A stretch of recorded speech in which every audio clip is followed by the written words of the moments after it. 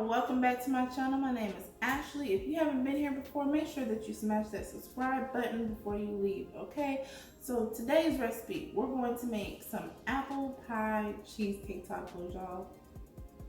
They're very good. So what is it? It is a taco and it's made out of a tortilla, and we're gonna fry it, and then we're gonna dust it with sugar and cinnamon, and then we're gonna make this cheesecake filling, y'all. And we're gonna put the cheesecake filling in there, and then we're gonna do this apple mixture, like like the mixture that you would put inside apple pie. Very delicious with some diced green apples and some sugar and some cinnamon, y'all. It's gonna be bomb. So we're gonna top the cheesecake filling with that, and that's what's gonna make our taco. So y'all, I'm really excited about this recipe. Let's go ahead and get into it so I can show y'all how it's done. We're going to need heavy cream, powdered sugar, lemon juice, vanilla extract, and also cream cheese at room temperature. Okay, so let's go ahead and get everything blended together. So we're going to start by adding our cream cheese to our mixer, and we're going to add our heavy cream. You can also use a hand mixer if you don't have a stand mixer. So now we're going to go ahead and add in our vanilla extract and our lemon juice. So I started off with this attachment and I changed over after adding my powdered sugar just so I can get a better blend with this cream cheese. This cream cheese, you know, it needs a little bit more help to go ahead and break down even though it's room temperature.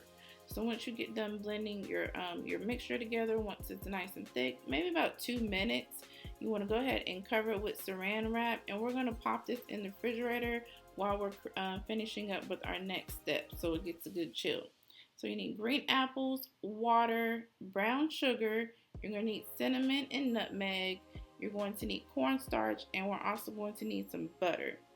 Okay, so we're going to start off by going ahead and cutting our apples. You want to make them into diced pieces. So of course you can use an apple corer, but you know, like I told y'all before, I'm old school. Maybe I'll order one day. You know, I don't think about it till I get, you know, started with the recipe like this. And I'm like, dang, that would be easier. But anyway, so I'm going ahead and taking the skin off the apple. I already have them nice and washed. So I went ahead and washed the outside of the apple. Then I'm going to go ahead and remove the skin. Then going to go ahead and remove the core and start slicing the apples and dicing them. So along the process, you'll see you may still need to remove a little bit of the core. It's hard, so you don't want that into your in your filling. If you didn't know, some people don't know, so I always try to make sure that I say things like that in these videos. And so just like here, you have a little bit of a hard piece, so I went ahead and removed that, and you can continue the dicing process. So we used 3 medium-sized apples. You know, they're not the smaller ones. You want to make sure you get the medium-sized apples. I would recommend green apples just because green apples have that nice balanced flavor for your apple pie filling. You can use a different apple. I don't think a different apple has enough pop to it, you know. So we're going to go ahead and add our water and our cornstarch into our pan, which we have on medium heat. You can mix them together before adding them to the pan. It doesn't matter. Some people like to do that to create what's called a slurry. We're going to go ahead and do it right here in this pan and whisk it together. So after we have that whisked together, just make sure it's blended. We're going to go ahead and add our butter and go ahead and let that melt before we start adding our next ingredients. So just move it around, give it a little help.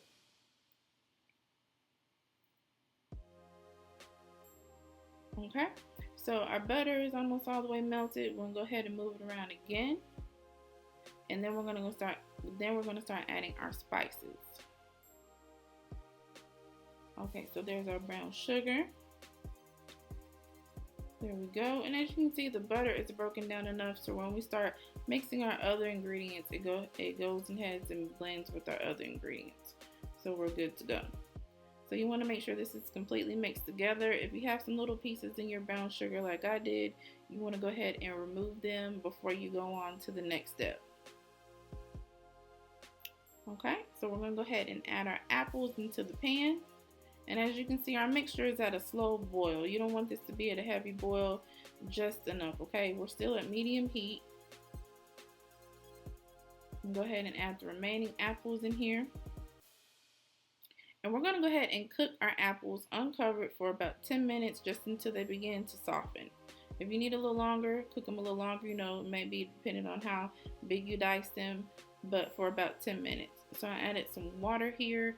I think you want to gauge your water. Just add as much as you need to make sure it should be about like this once it's done. Not too thick, not too thin, okay? So we're going to set that to the side and we're going to allow it to cool. And then we're going to go ahead and get started on our taco shells. So we have some oil here in this pan, about an inch or so of oil.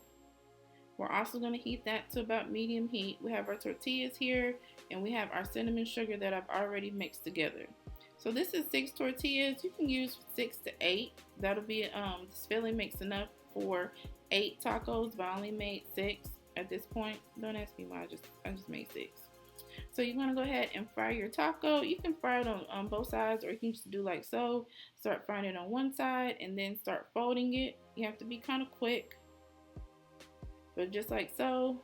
Let it fry a couple of seconds on one side and then flip to the other. I flip back and forth just to make sure that I didn't burn my taco shell. And then I also dipped it in the oil a little bit as I was holding it, just so I can make sure that it got cooked on the inside as well. And you definitely want to use a pair of tongs for this. I don't know what else you could use, you know, to make sure that you get that mold the way it is. But these tongs were definitely helpful with making this taco shell. So once it's done to your liking, you want to go ahead and remove it to a paper towel and then immediately move it into your cinnamon and sugar. Make sure you don't want it to sit on your paper towel too long, because the oil from the taco helps the cinnamon and sugar stick. Now, I wouldn't suggest moving it straight to the cinnamon and sugar mix, because you don't want all that oil in your cinnamon and sugar mix. You at least want to shake off a little bit of that oil. So I'm adding the cinnamon and sugar mixture on the outside as well as the inside, because our apple pie filling is not super sweet. So you need a little extra pop with this, okay? So if you have a muffin pan, go ahead and use that and set your taco shells on the back of it. You can, you know, get a taco stand or a taco holder or something like that, but most of us have a muffin pan, so you can use that. If you don't have either, you can use a plate.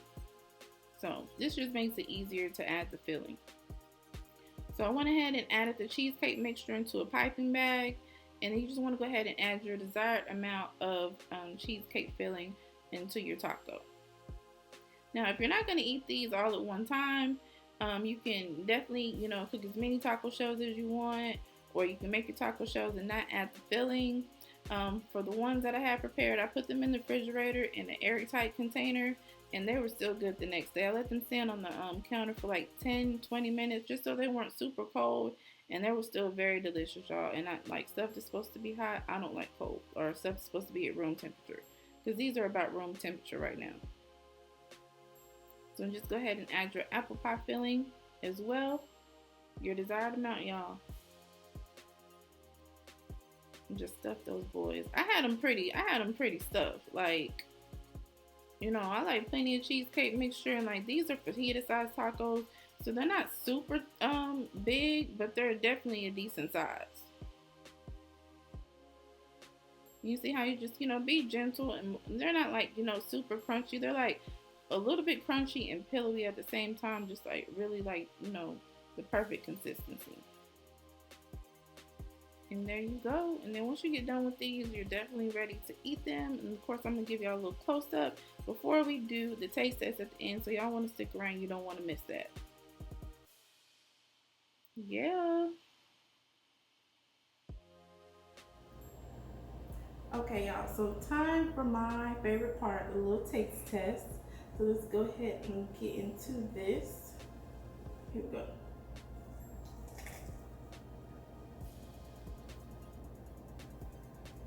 Mmm.